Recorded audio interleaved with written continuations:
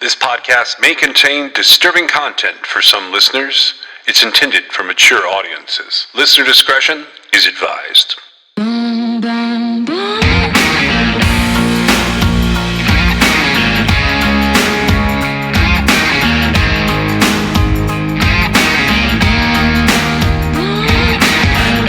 This is True Crime XS.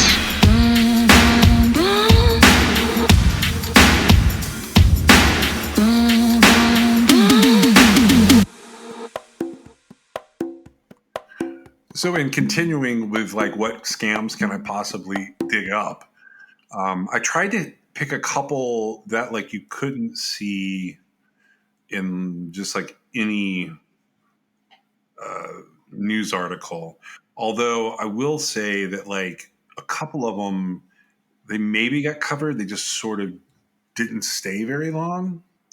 I grabbed one. Okay. I grabbed this kind of like wild press release back in April. I was waiting to see what happened. Here's the press release itself. So, and I don't know if people read these or not. I read a lot of them because I find it fascinating. The ones that I read tend to, I don't know, I don't read a lot about like murder and stuff. Every once in a while I'll read one and I'm like, okay, that's like a serial killer guy. This is April 14th, 2023, and it's actually out of OPA, which is the Office of Public Affairs for the United States Department of Justice, the DOJ. And the headline's pretty simple.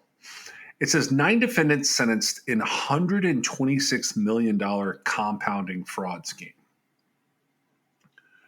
And it goes on, and this is not attributed to any person. It's just like a staff write-up. It says 9 defendants, including 3 compounding pharmacy owners, a physician, 2 pharmacists, and 3 patient recruiters, were sentenced yesterday for their respective role in a years-long multi-state scheme to defraud the Department of Labor's Office of Workers' Compensation Programs, or OWCP, and TRICARE, which people don't know what TRICARE is, TRICARE. That's the healthcare program for U.S. service members and their dependents. So these sentences include John Cruz, 52, of Houston, who is a former co-owner of Assurance Consolidated Pharmacy, or ACP, which is a pharmacy located in Spring, Texas, as well as an owner of the Injured Federal Workers Advocate Association, or IFWAA, an organization that purported to assist injured federal workers. His sentence was 20 years in prison. LaShawnia Johnson, who's 50, of Houston, she's a former co-owner of ACP, that Assurance Consolidated Pharmacy, with her husband and co-defendant, John Cruz. And she was a director at IFWAA. She got 15 years in prison. Kenny Azud is 48, and he's out of Houston. He's a former owner of Compounding Solutions, LLC, which is a pharmacy based out of Houston. And he got 10 years in prison. So James Don Jackson, who's 63, of Tyler, Texas, who was a licensed medical doctor in Texas, he gets 5 years in prison. Nirvana Hightower, who is 56, of Houston, and Nirvana is a pharmacist licensed in Texas and a pharmacist in charge at Compounding Solutions, and that sentence is 5 years in prison. Keith Hudson of Humble, Texas, who is a pharmacist licensed in Texas, he's 55 years old. He was also a pharmacist in charge at ACP with Cruz and Johnson. That sentence is 3 years. Audra Jones of Houston gets 2 years and 6 months. Terrence Ais of Carrollton, Texas, who's a patient recruiter, gets a year and 6 months. And Sherrod Johnson of Las Vegas, Nevada, gets a year and 6 months. And the idea here is that the defendants submitted false and fraudulent claims to the OWCP and TRICARE for prescriptions for compounded and other drugs prescribed to injured federal workers and members of the armed forces. The defendants were paying kickbacks to patient recruiters and physicians to prescribe these drugs. The defendants chose the particular compounds and other drugs based not on the patient's medical needs, but in light of the amount of reimbursement for the drugs. The drugs were then mailed to the patients, although the patients often never requested, wanted, or needed them.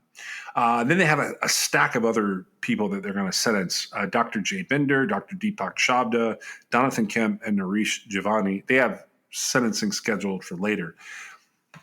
This investigation is made up of the U.S. Attorney's Office, which is the Justice Department's criminal division, the Southern District of Texas Office of the Justice Department's criminal division. So that's an assistant attorney general and a U.S. attorney, a special agent in charge of the U.S. Postal Office of Inspector General, a special agent in charge at the DOL, which is the Department of Labor, a special agent in charge at the Department of Defense, OIG, and then a special agent in charge at the Department of Veterans Affairs. This one, for some reason, is out of the South Central Field Office. So this is a huge thing. There's multiple trial attorneys. There's like maybe 6 or 8 trial attorneys, a lot of defense attorneys. They're specifically prosecuting this under fraud sections. And then, so this happens in April. Sentencing kind of strings itself along. And we finally get to hear about this in October. For some reason, like the articles just didn't really come out.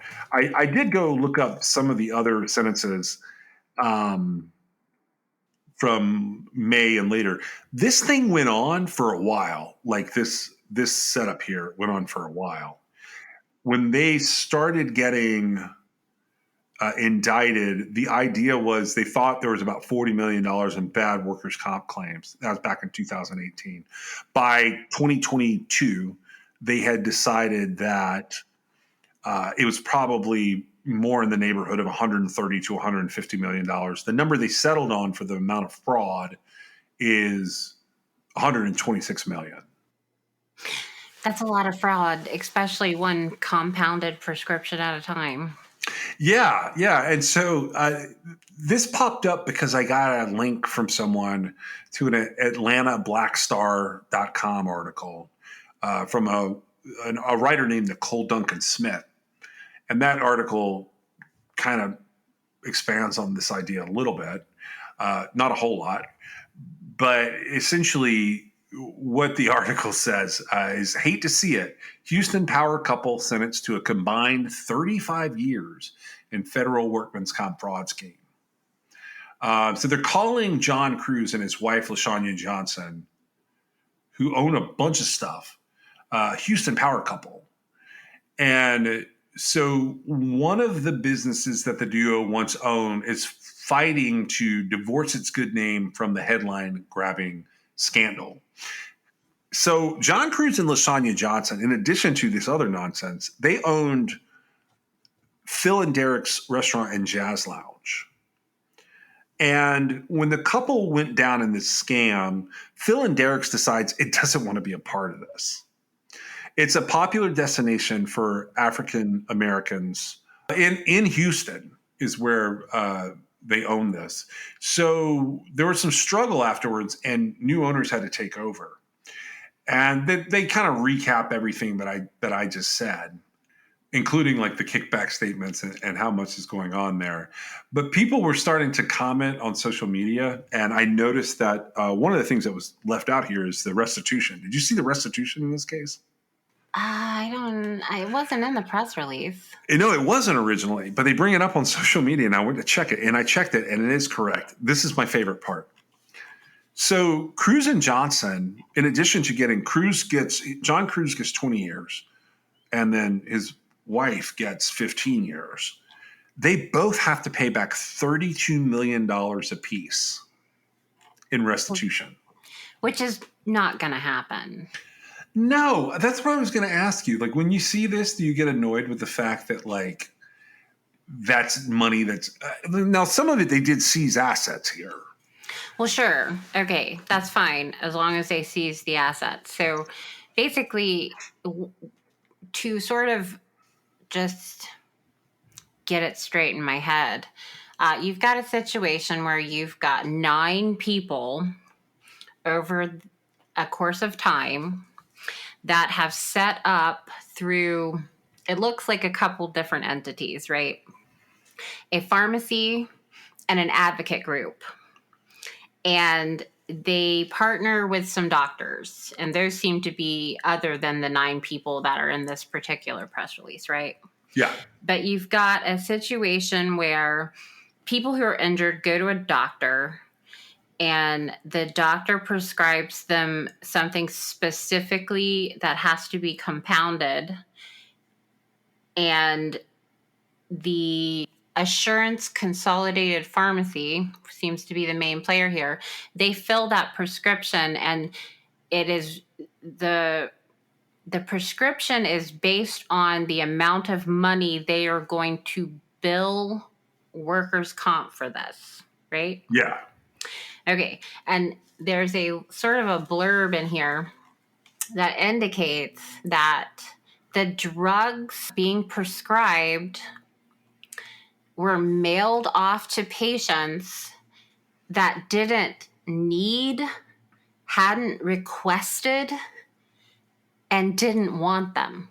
Correct. Okay. And so that's where this becomes this huge fraud scheme. It's amazing to me with the amount of work that went into this, okay, that they didn't find a legal way to do it. Yeah, no kidding. Because I don't know this for sure, but I guarantee you it was the patients that were getting mailed these compounded drugs that turned them in the first place. I'm just saying, because you're giving you're compounding drug. So, I don't know if you've ever. I've had to deal with this before for some reason, but occasionally you'll be prescribed something that has to be compounded, and then you can't just go to any pharmacy. You have to go to a compounding pharmacy, right? Correct. And there's sometimes those prescriptions are more expensive or whatever, and they set all this up. Now, you're going from 20 years in prison to a year and a half in prison, right? And everything in between.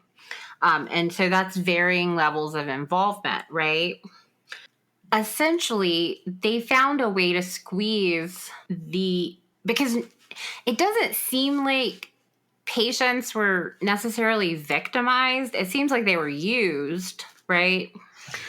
Yeah, it's the kickbacks and the actual reimbursement fraud that gets these guys.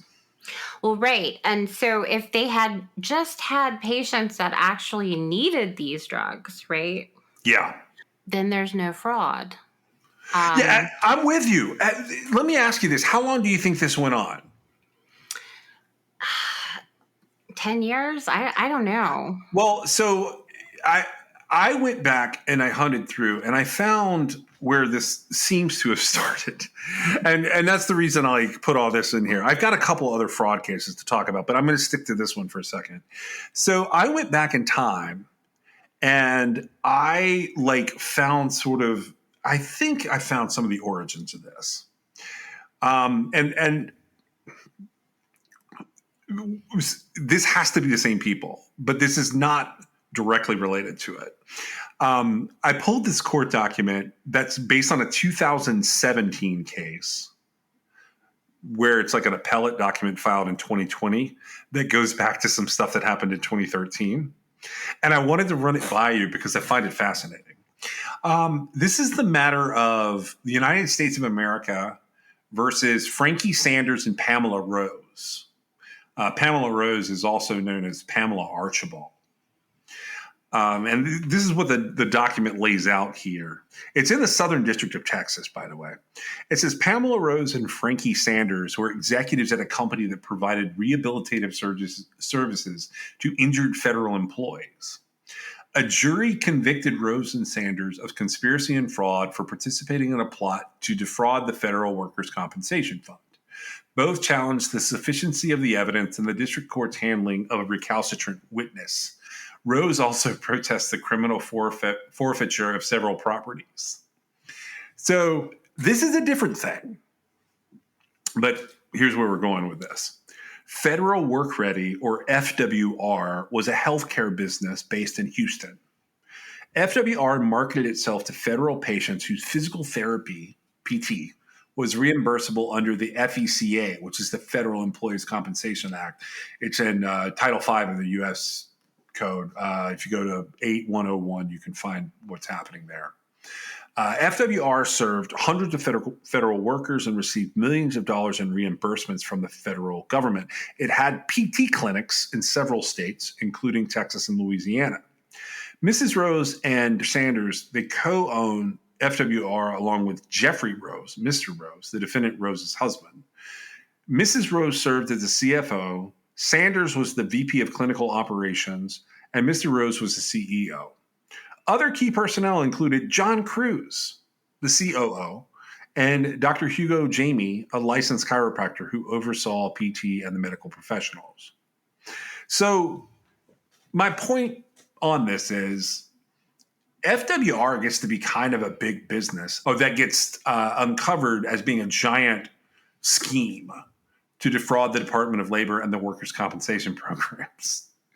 So it appears that John Cruz left this scheme because instead of, like you said, looking at it and developing a way to do all of this legitimately, he decided, I can do this better and have a bigger scheme. It certainly didn't appear to deter him. No, and this woman, okay, so in July of 2013, and I'm kind of skipping around here, it's the same type fraud. It's just with physical therapy. Okay, well, unfortunately, what I'm seeing then from that is I would say that they were going at it for like maybe 2 to 3 years. It's got to be before that. So the government serves search warrants at some of these clinics.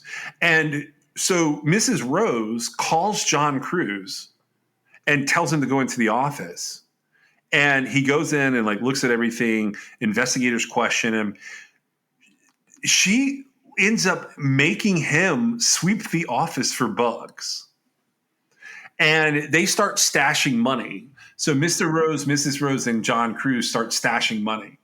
This goes back so far. If you really want to bury yourself this holiday, start looking into John Cruz and his involvement with the federal government, and then you'll find the Sanders, you'll find the Roses, you'll find all these other people surrounding this. Well, and what I was getting at, the reason I said it was 2 or 3 years is because this case is from 17, filed in 20, right? Yeah. And he still appears to be part of this entity up to a point, right? And then it seems like he was no longer part of this entity. He made his own entity, right? Yeah. That could actually be what got them caught ultimately. It is not an accomplishment to defraud the federal government of multiple $1 million. It is actually something I feel like just about anybody could do. You don't want to do that, however. No, and that's, I bring this up because if the government is on to you in 2013, that means you've been up to this for a minute. Well, right, but this is where he's learning, though.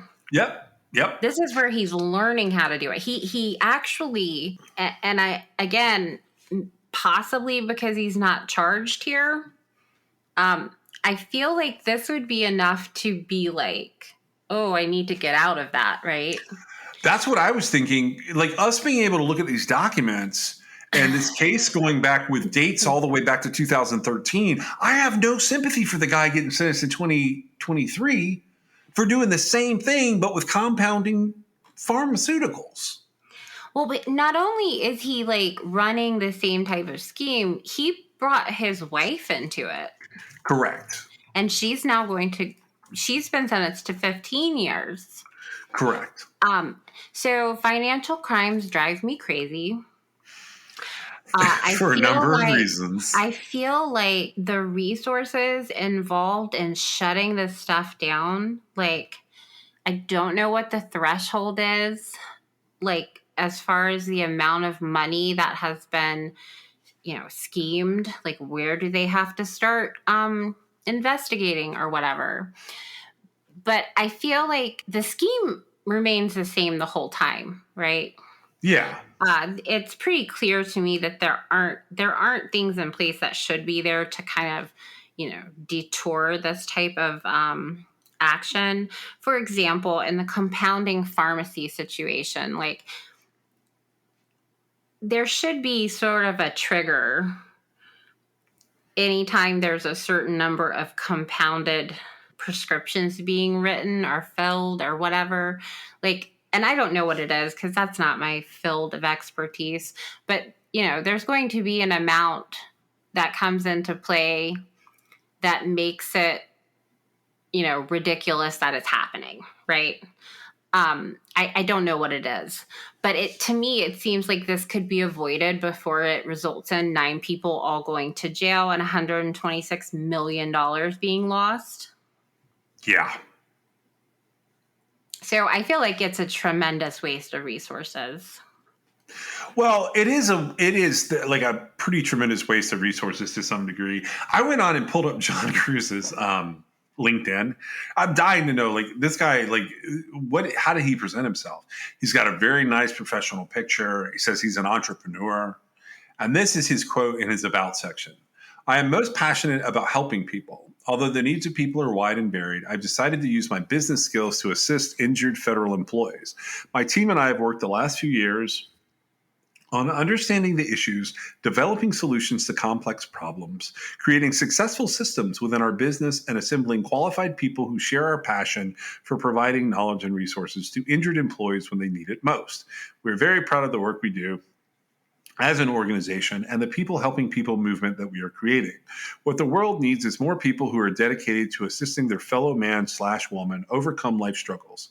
For more information on these problems that we solve as an organization, please go to, and then it's got ifwaa.org.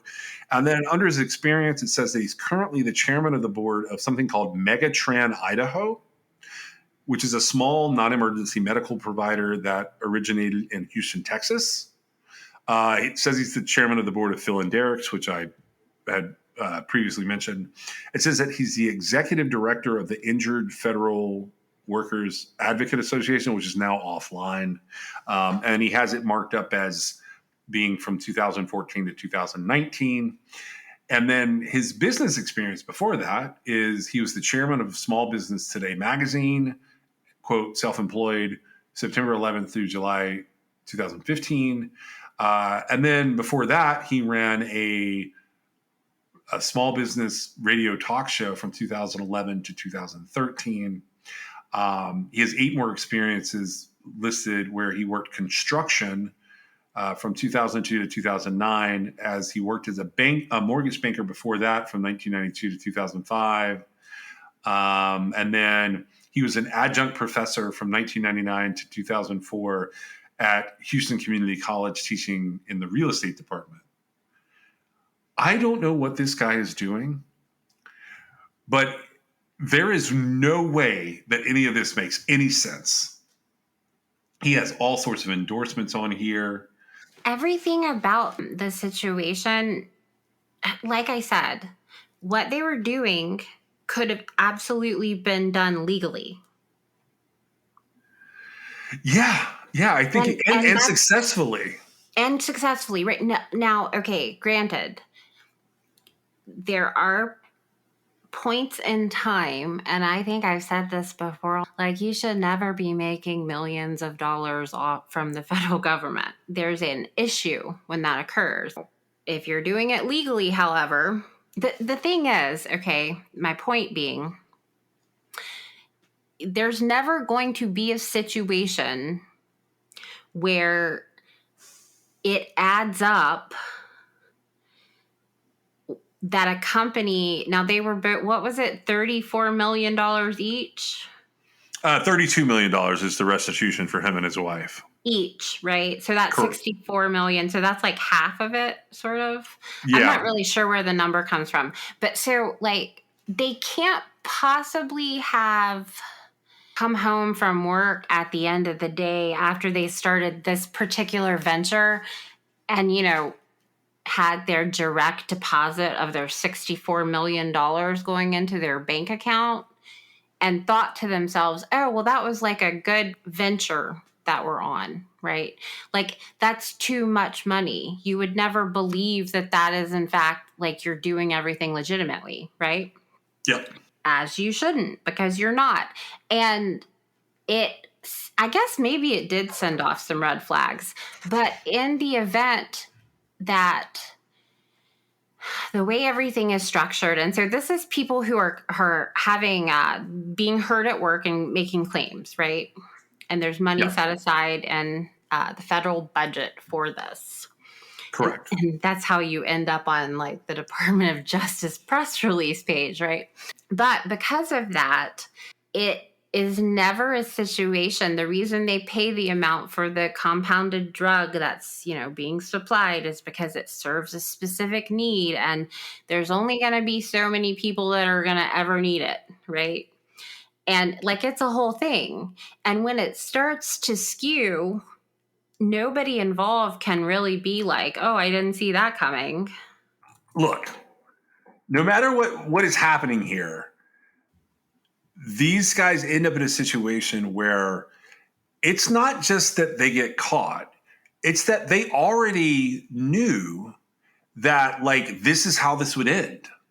Right. And it almost seems like, especially with Cruz, because he's named here in this other case, it almost seems like he was like, well, I'm going to take what I learned there and what they got in trouble for, and I'm going to do better, and do better in the sense that it was so much worse, right?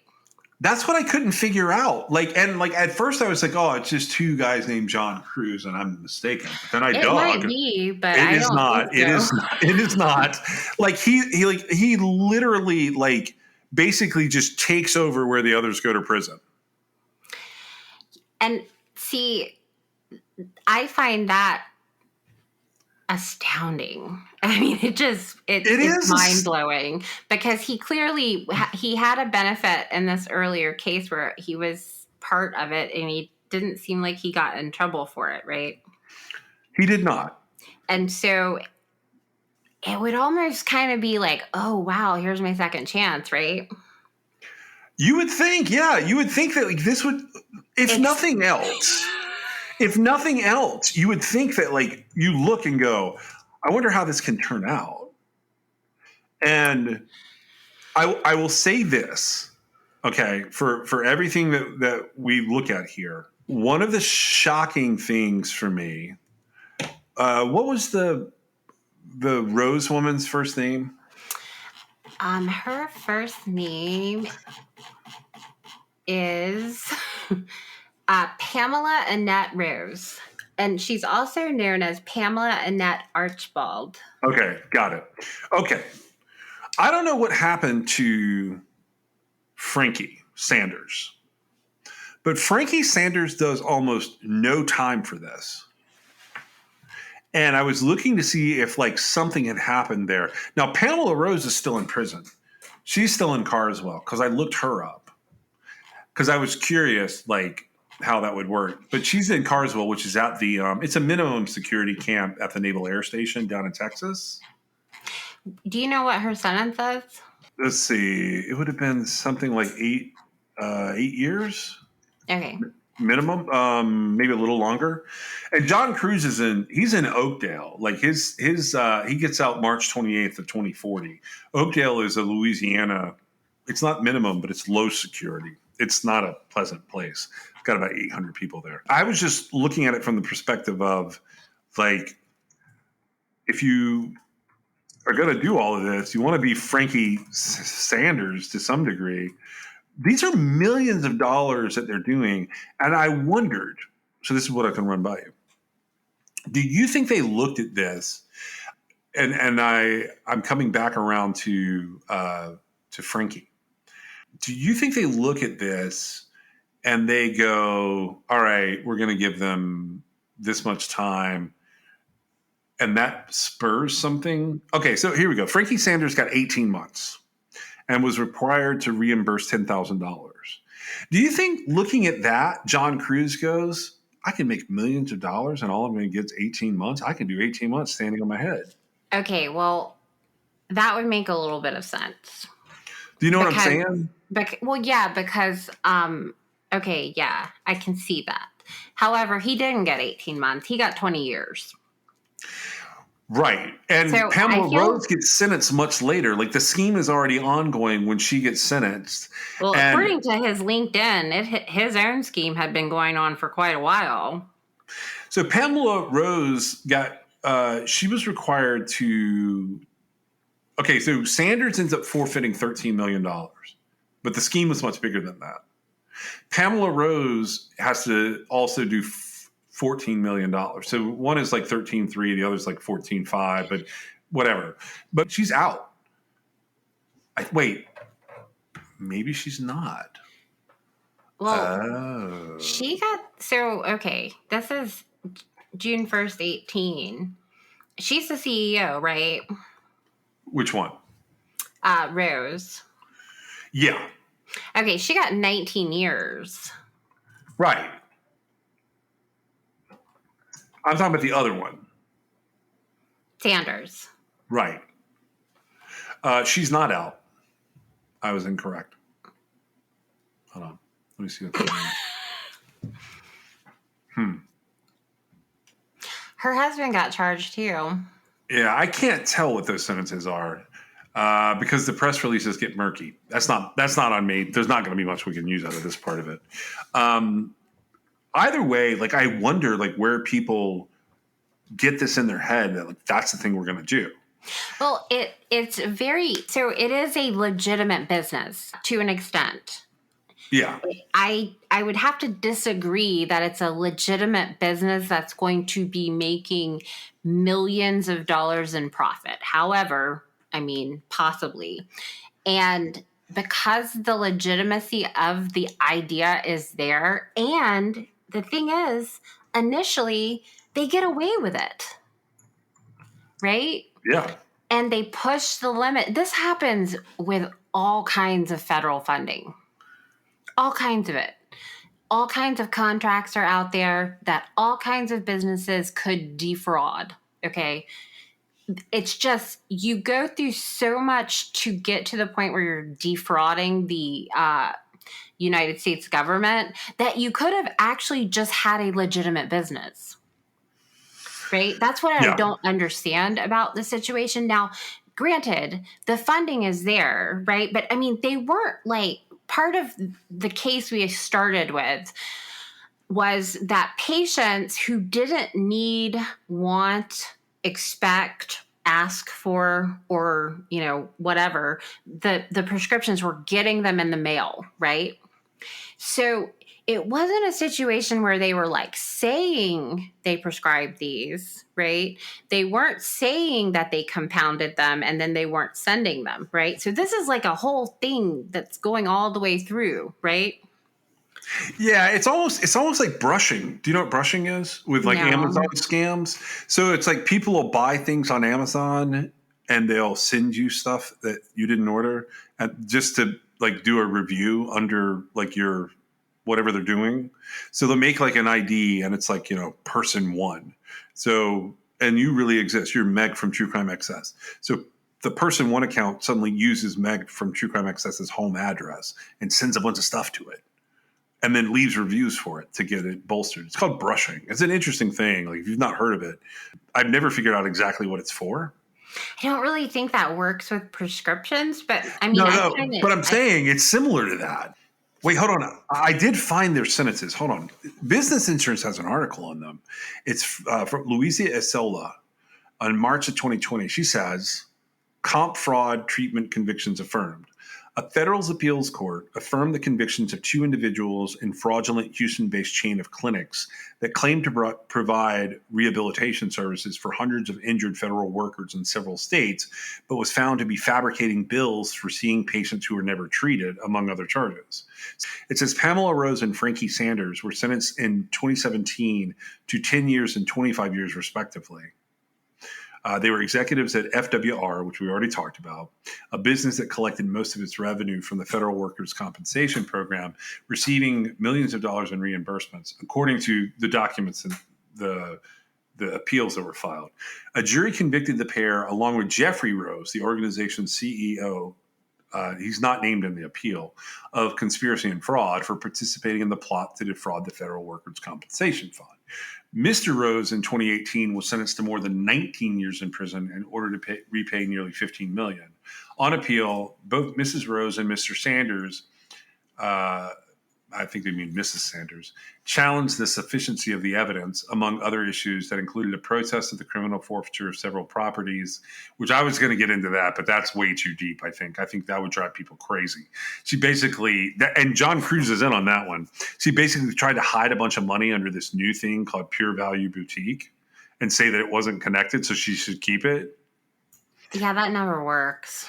But this little article ends. The appeals court affirmed the 2017 convictions, writing that there was ample evidence of wrongdoing, and that Rose also urges there was no evidence she was party to an illicit agreement with her husband to launder money. But again, plenty of evidence suggests otherwise, adding that evidence exists that properties obtained by Mrs. Rose were connected to the money gained from the fraud. So that basically shut them down on all points here. Well, right. And so it seems like from what you just said about that case, so that's like the earlier case where John Cruz was just an employee of the situation, right? It seems like maybe that's why he went the extra step of actually like having patients come in and then, they were prescribing drugs that weren't needed or wanted or desired, and then they were actually sending them. And maybe he thought he had rectified the problem there. That's the worst. That is the worst business model I could possibly think of. Well, and that would cut back because you're actually sending the drugs out, right? Your profit is reduced, right? It's still fraudulent because the people don't need the medication. They don't want them. I'm telling you, that was the downfall in that situation, because otherwise, beyond the situation where they're getting kickbacks for unneeded drugs that are being sent to patients who don't want them, like it's a regular situation where they're actually seeing a doctor, right? Yeah. There's just something wrong with this whole thing. Like, I can't wrap my head around what they were doing. What's wrong with it is that in a situation where you set up this alliance for federal workers who need assistance, okay, and you have doctors on board and you truly are assembling a team of people to help people who have been injured and are seeking compensation from this federal workers' compensation fund, okay, it's not super profitable. Okay, like it's not a situation like if you run it legitimately, you mean? Correct, which is what I'm saying. It's like now, and so that should be like a blinking red flag to everybody involved, right? Yeah. And when because basically it's a private organization, they submit to be reimbursed by the federal workers' compensation fund, right? Yeah. Okay, well, that's a legitimate thing that organizations would legitimately submit to being reimbursed for. It's just when you're doing it legitimately, you're not making like bukus of money, right? Yeah. And so it's not really worth all the effort that has to go into it. And so that's what's wrong with, that's why it smells so bad, is because I don't feel like they were ever going to get away with this, right? And I do actually feel like it's possible, based on what you read just on that excerpt, that he was like, oh, well, we're really going to see patients and we're just going to send them the medicine. Then we haven't done anything fraudulent. Yeah, except now you've involved the Postal Service. Well, and I mean, that was not an improvement on the plan. I mean, at the bottom line is that those federal funds were never meant to finance Phil and Jackie. What was the name of the restaurant? I don't know. You're talking about the jazz. Phil and Derek's. Okay, so John Cruise and his wife owned a restaurant, right? Yeah, I know. Okay, I know you had said it earlier, but the name of it is Phil and Derek's, and it was sold off or whatever. But like, I'm saying that basically, if your main bread and butter relies on the federal workers' compensation fund. Yeah. And that's all you have. Like, you're not, you don't come from wealth. You didn't inherit wealth. Like, you don't have some sort of side hustle or like just a very aggressive passive portfolio that you're collecting off of. If your sole bread and butter is the federal compensation fund, workers' compensation fund, then you shouldn't have enough money to have like this elegant high-end restaurant that you're the owner of. Yeah. Like, it shouldn't be financing that. And so anytime that's happening, now there's always a situation where the money could be coming from somewhere else, right? Like, a legitimate person could be having this, we're for the federal hurt workers organization, and doing it all legitimately, and they could have other things happening because they inherited money or because they made good investments or whatever. But if that's all that you're doing, those things just don't equate. They never will. Yeah, and some people. I'm going to segue this. Do you have anything else on these guys? This is like its own Netflix original series that I would totally watch just to see like how writers can get them from like watching all this happen in 2013 when they're like checking offices for bugs to sentencing for something else entirely different in 2023. I think that's what makes us super special.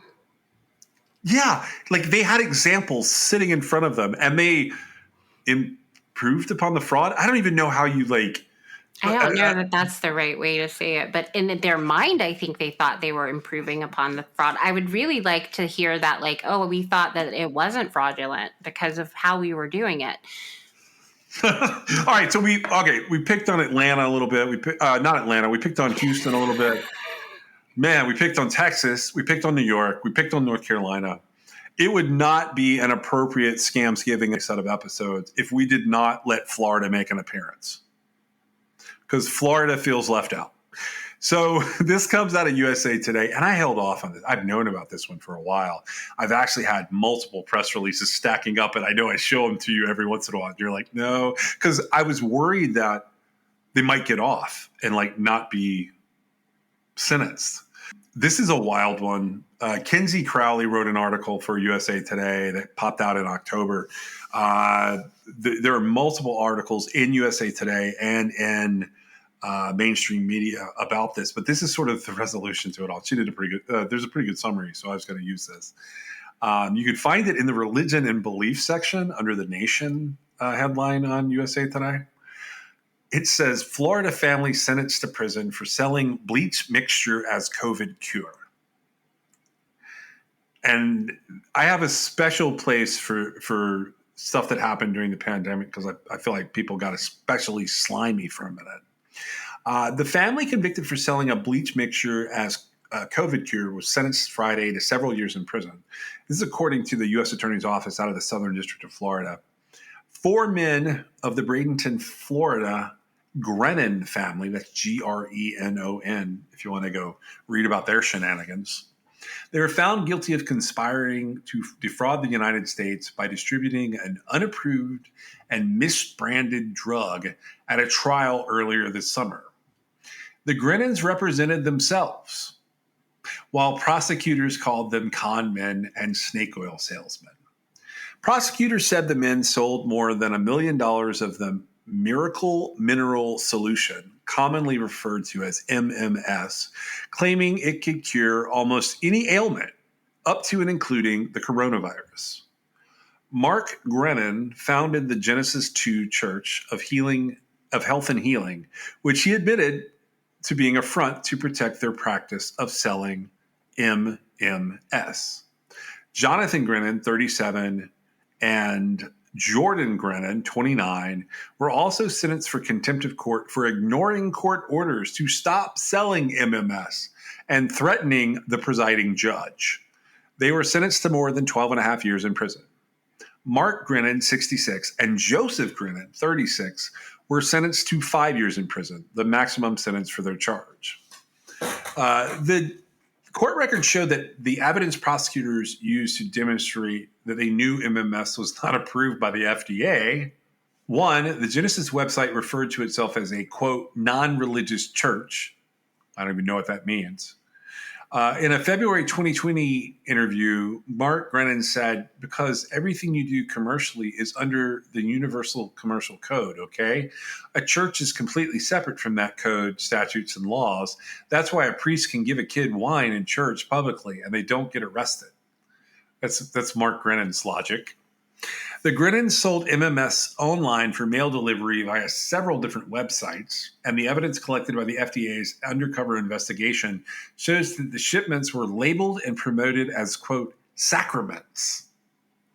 The sentencing release says that the products were available via a required, quote, donation of specific amounts, effectively making them sales prices. They started a decade before the COVID-19 pandemic, and they touted MMS as a cure for a number of diseases, including cancer, Alzheimer's disease, diabetes, HIV, AIDS, and leukemia. They sold thousands of bottles of MMS since starting the church in 2010, raking in more than $1 million. The product they sold directed customers to a mix of sodium chloride and water solution with an acidic activator. The chemical result was a powerful bleaching agent typically used for industrial water treatments or stripping textiles. Evidence shown to the jury included photos of barrels containing 10,000 pounds of sodium chloride powder found at the Grennan's home in Bradenton, Florida. Former member of the Church of Scientology, Jim Humble, created the potion in the late 1990s. Mark Grennan learned of MMS from Jim Humble, and together they decided they devised a plan to build and expand the church globally. But MMS quickly received pushback and was even banned in 6 countries after reports surfaced of hospitalizations, life-threatening conditions, and death. Still, Mark Grennan took credit when President Donald Trump touted false promises of a disinfectant that could cure the coronavirus, and Grennan said that he had sent the president a letter urging him to promote MMS just days earlier. Right. And so adding on to that, I have to say that this particular solution, it got its very own page on the FDA Consumer Updates website. And the title reads, Danger, don't drink Miracle Mineral Solution or similar products. And it goes on to basically repeat everything you just said. This was published as of 2019. It even gives a nice little picture. Yeah. And it says that that it very plainly states that MMS consumers are drinking bleach. Yes. And I find that very interesting. Now, so they made more than $1 million, which is that's not a lot of money for, 10 years worth of whatever, right? Do you think? No, considering what they had to have done they live in a hazardous situation that's about as bad as like a meth lab, just less explosive. I don't know. I think it might explode just as badly, but I find it a little bit entertaining because I really dislike financial crimes. But part of this was like the whole like, oh yeah, we're a non-religious church and we're doing that just so like the rules of being like a religious organization will apply to us. Right. Okay, that makes absolutely no sense, right? And it stands to reason that someone who would be what is the word? I mean, they're not somebody that's trying to get people to purchase this product would absolutely think that way, right? Yeah. Like, let me dilute some bleach into this distilled water and then I'm going to send it to you. And by the way, we're not a company. We are a non-religious church. Sending you a sacrament. Sending you a sacrament. Right. And okay, so, none of that makes any sense. It's all La La Land, right? Yeah. This is all La La Land. And it's a dangerous La La Land if you've got people basically drinking bleach. And, so I'll just say this. Sodium chlorite has a lot of uses.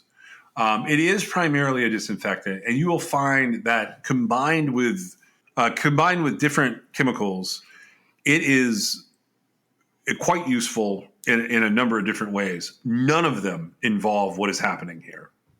Yeah, they're like useful for like cleaning things. Yeah. This is definitely a chemical that's useful for disinfecting, just not of the human body. Typically, where you find this in some places is you find it being converted to, and I'm going to screw this up, chlorine dioxide, I think is how it would work. Yeah, chlorine dioxide, which is it's a powerful bleaching agent. Yes. They use it in municipal water treatment plants. Right. And so that's like huge amounts of water. Right. With tiny amounts of the chlorine dioxide. And people that aren't trying to run a church on the back of mixing this with whatever. Let me ask you this.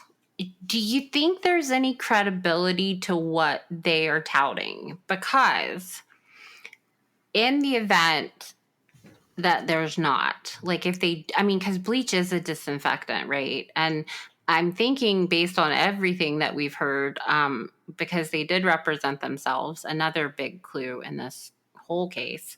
I'm thinking that maybe they actually thought like, well, hey, like bleach will clean the bathroom floor. So if we distill it enough, or is that the right word? If we dilute it enough, yes. It'll distill our bodies too, or clean our bodies too. Because otherwise, I mean, they literally could have sold anything, right? And they could have put sugar in it, right? Which, I mean, if you're diabetic, that would probably be a problem.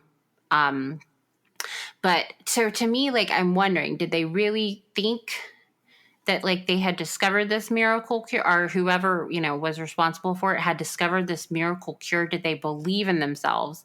And if so, I feel like when you really believe in something you're doing and you find out, you made $1 million, but like 1 million people got, mind-bendingly sick off of it, you would say, yeah, maybe that's not the best thing, right? Well, I was wondering, were they sending this to people to drink? Yes. That's the part that I don't understand. No, yes. The FDA says the FDA warns you not to drink the miracle mineral solution. At some point, it had also been called the master mineral solution, and it was from the same guys or the same cohort. Oh my God.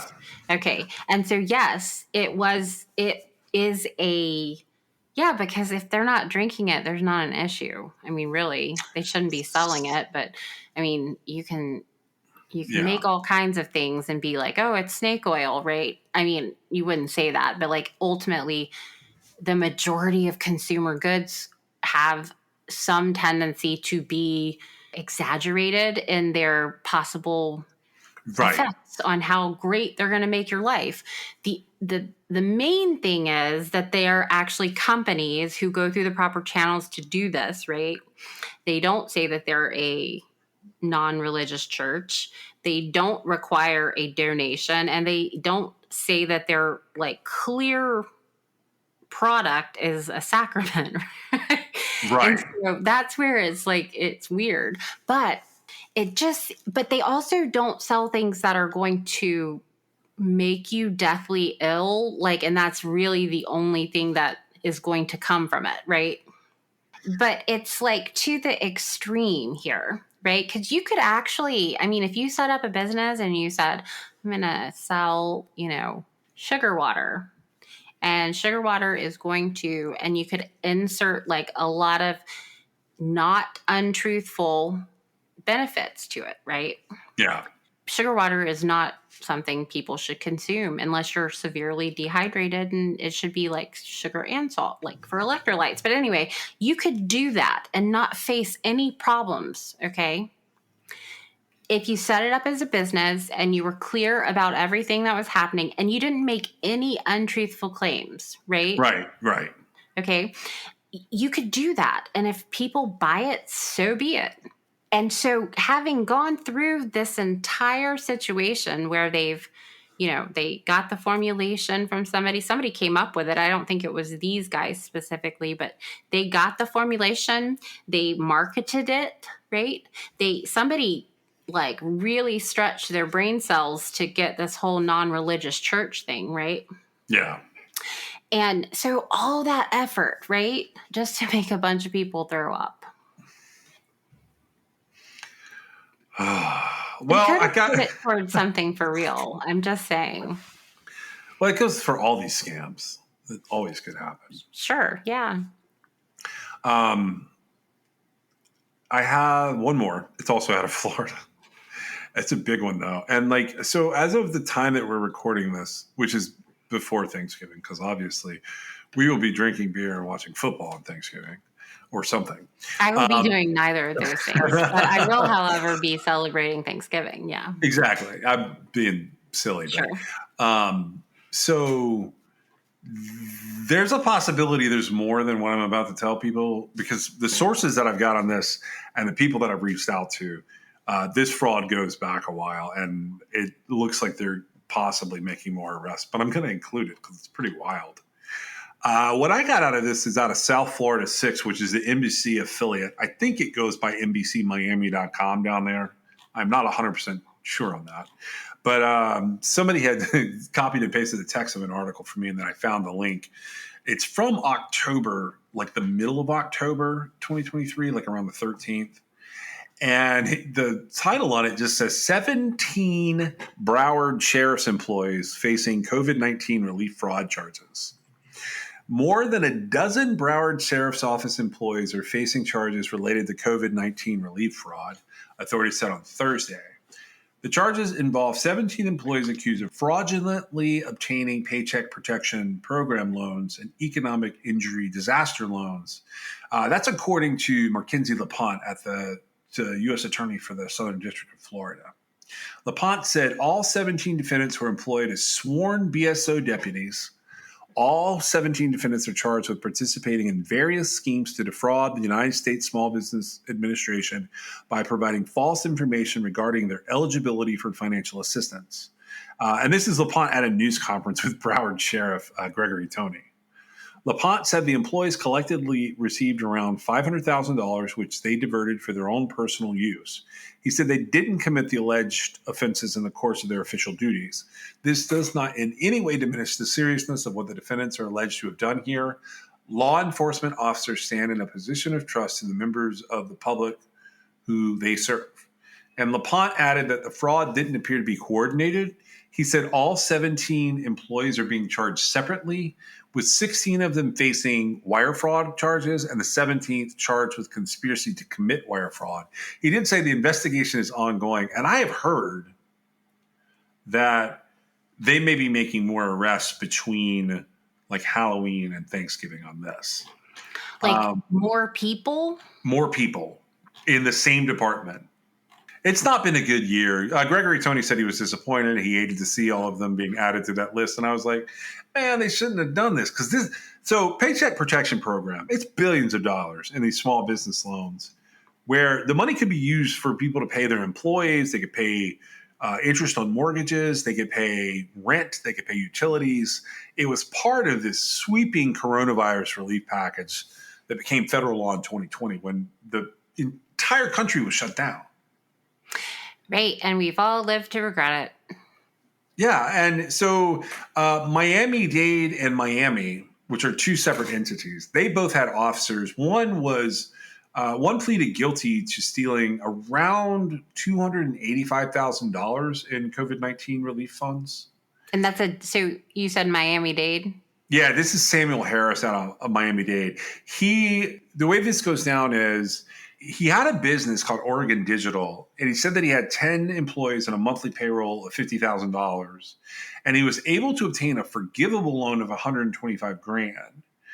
But he claimed on an economic injury disaster loan that Oregon had annual gross revenues of $859,000, and they gave him, so he gets this advance against it, and he doesn't need to repay that advance, and then he gets $149,000 against that. So he gets two different, like basically a paycheck protection loan, and then he gets an economic injury loan.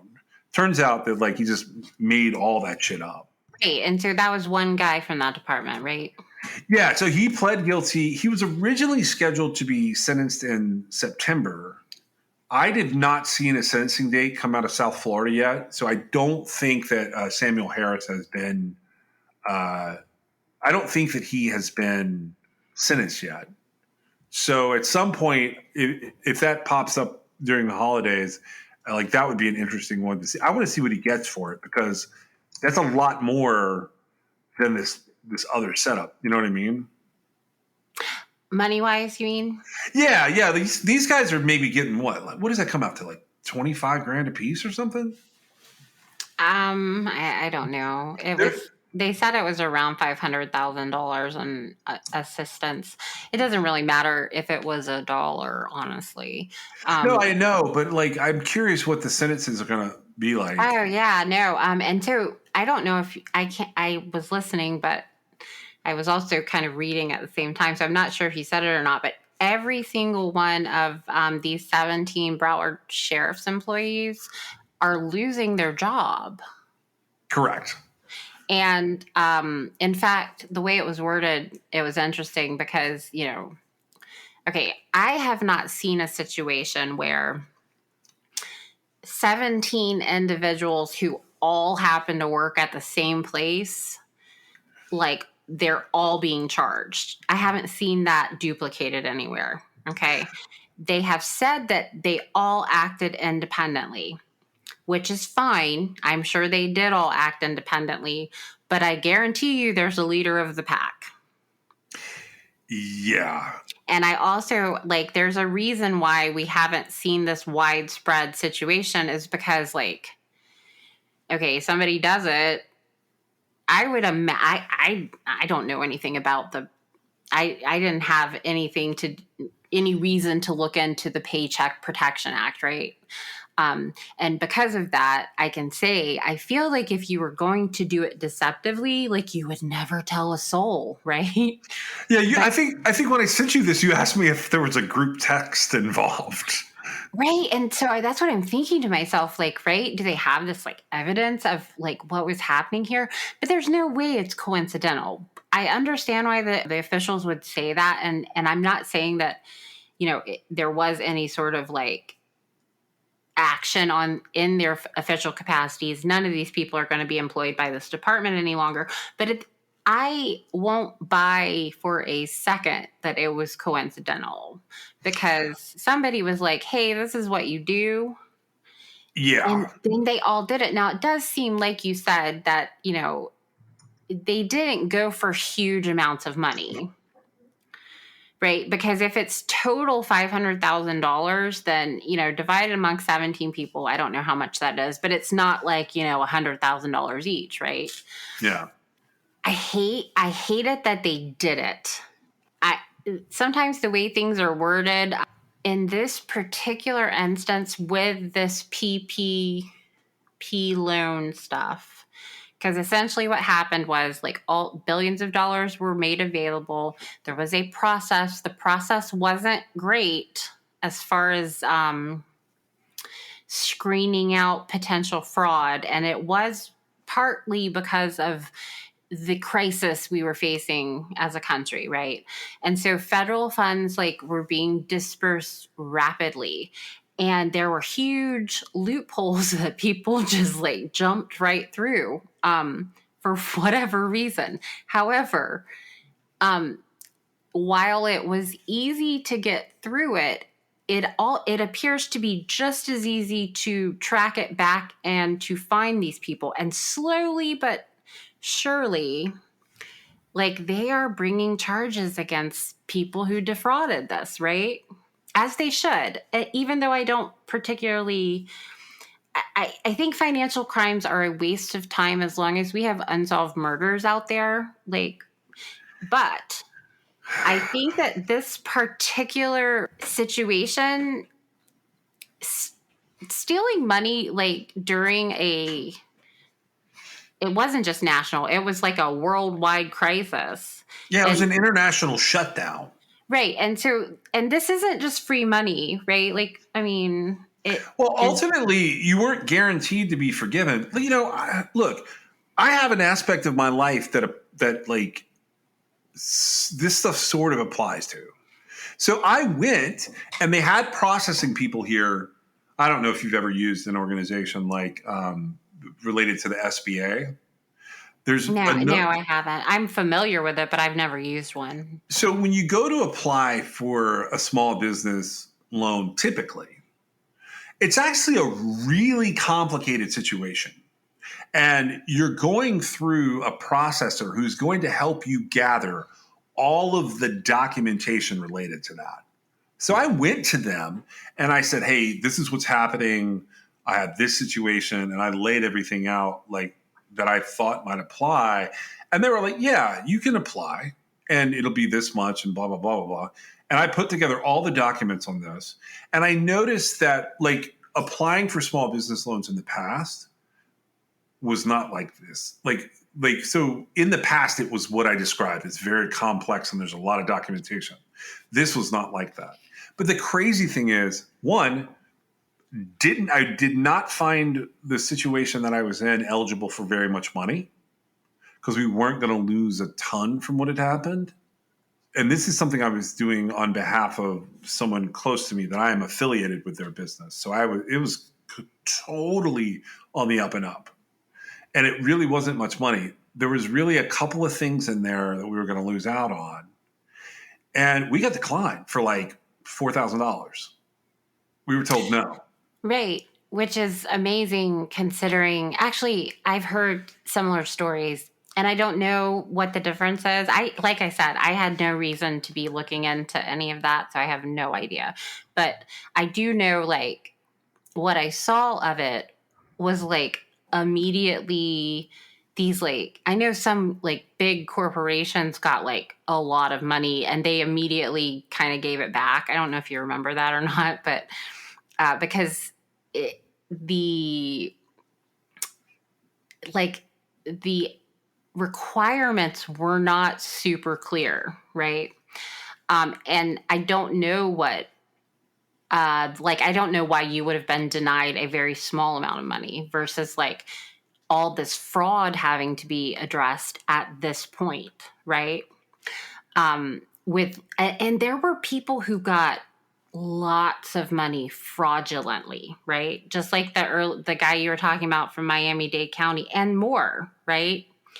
I've seen them everywhere. They come up almost constantly. In fact, one of the Department of Justice's offshoots, so a page you can get to from their page, one of them has like a list of the current, like, you know, United States versus the person that has been in trouble for COVID fraud. And most of it's coming from those PPP loans that were available when the country shut down.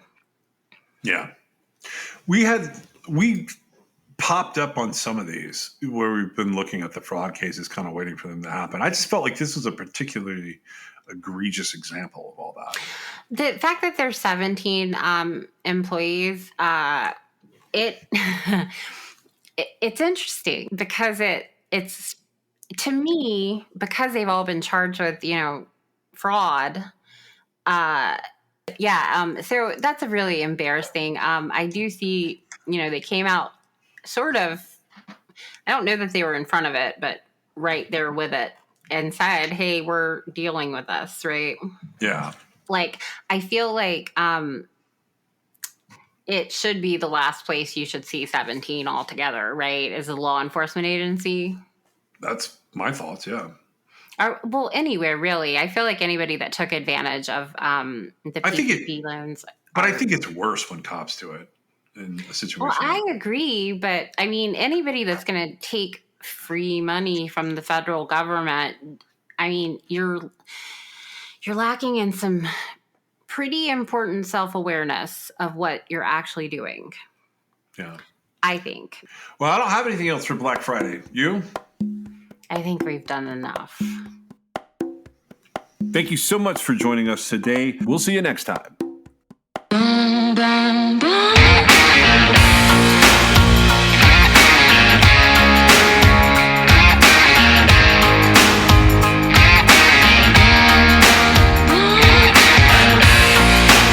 This is True Crime XS.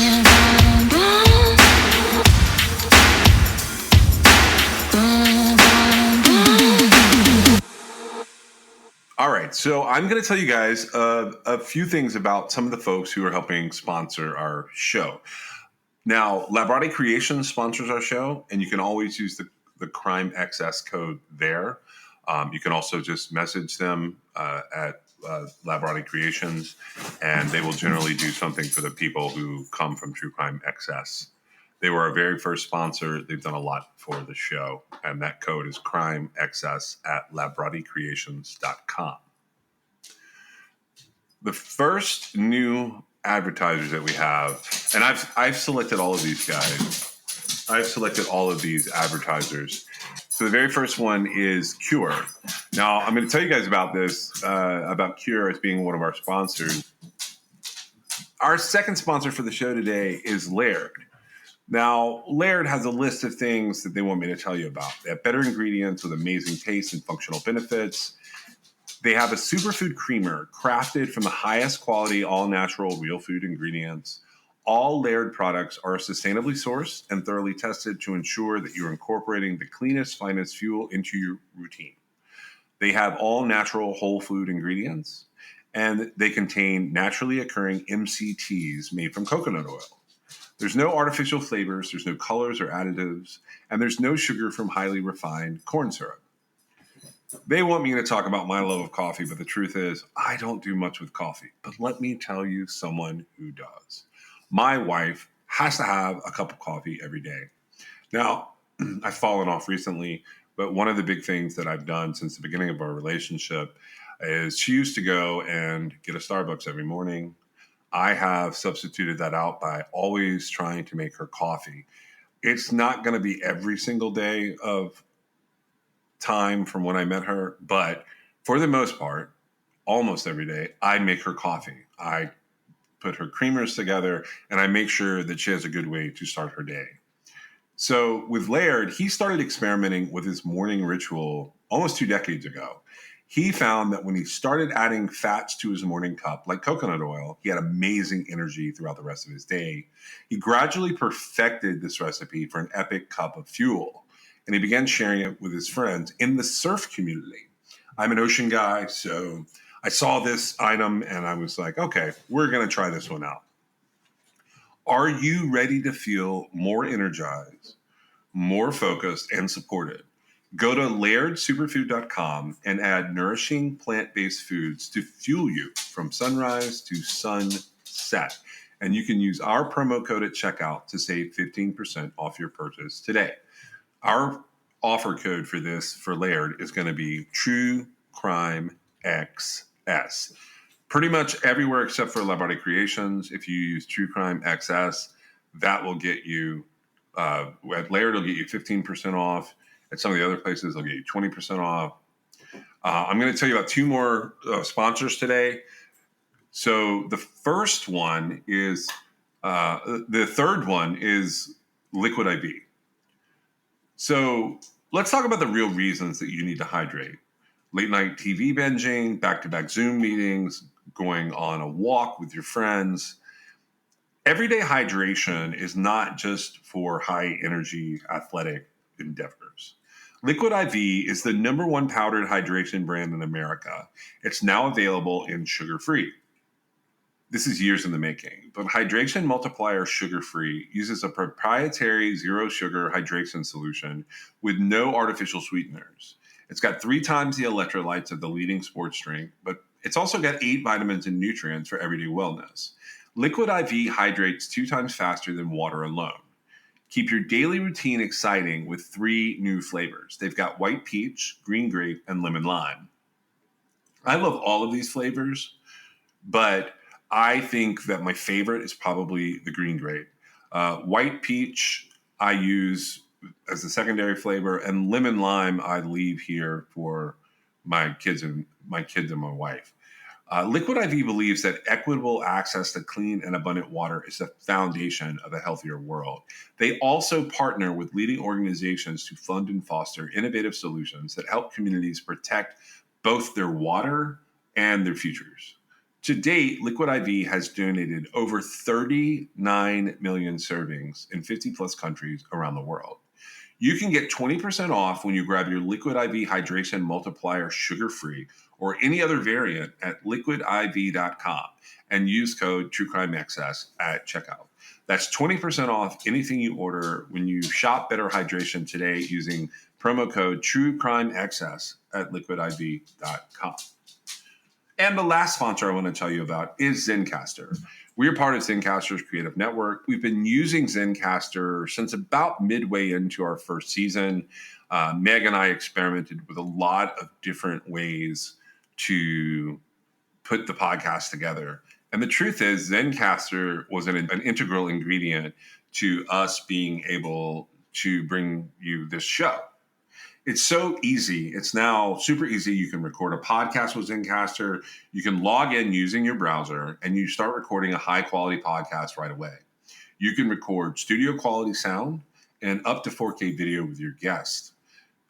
You get to feel a sense of zen knowing that Zencastr's multi-layered backups ensure you will always have your recordings in the highest quality, even if the connection is unstable. You sound your best. I mean, if you've ever worried about what you sound like, Zencastr's post-production process makes you sound buttery smooth. It automatically removes those ums and ahs in your recordings. It removes those awkward pauses in conversation too. You can set the right podcast loudness and levels while reducing background noise with a click of a button. That's how you don't hear my dogs every second of every episode. Zencastr is all in one. If you've thought about podcasting before and realized that you need a lot of different tools and services, those days are now over.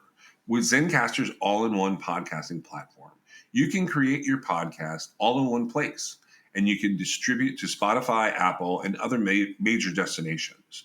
Just go to zencastr.com/pricing and use my code TrueCrimeXS, and you're going to get 30% off your first month of any Zencastr paid plan. You can also check out the other plans they have available. I want you to have the same easy experiences that I do for all my podcasting and content needs. So zencastr.com/pricing. The offer code is TrueCrimeXS, and it's time for you to share your story today. We are also adding New Era as a sponsor for the show. New Era Cap is a headwear and apparel brand founded in 1920 in Buffalo, New York. Now, I actually have some experience with New Era caps. My dad and I have been through multiple iterations of baseball caps through the years. We collect different styles, different eras, and then my teenager has started his own cap collection and has several New Eras as the centerpieces. Our favorite teams may not be the same, but our outfits are all topped with the same New Era ball caps. We love the quality and the ability to wear what the players are wearing. Not to mention, New Era is the leading headwear manufacturer with quality licensed products. You can support your favorite college or pro team in style from the official headwear provider for the MLB, NFL, and NBA. You can get a stylish accessory for your everyday ensemble and support True Crime XS. Just shop the official headwear and get 15% off when you go to neweracap.com. That's neweracap.com/TrueCrimeXS. You can also use the code TrueCrimeXS at checkout. That's it. That's all you have to do. And that's 15% off your order using the promo code TrueCrimeXS.